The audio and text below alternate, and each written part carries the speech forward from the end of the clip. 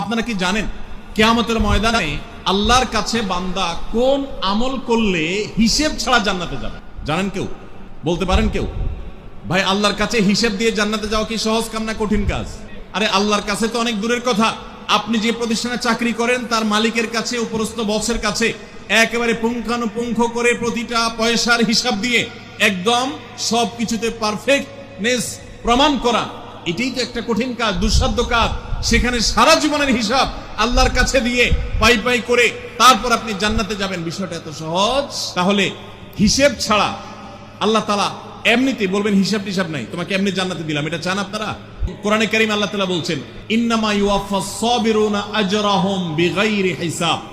আল্লাহ বিনিময় দেওয়ার ক্ষেত্রে, সওয়াব দেওয়ার ক্ষেত্রে দুনিয়াতে যারা সবরকারী হবে, যারা ধৈর্যশীল হবে, যারা সহিষ্ণু হবে, যারা নিজেকে নিয়ন্ত্রণ করতে পারবে, এই সবরকারীদেরকে আল্লাহ তাআলা হিসেব ছাড়া দিবেন।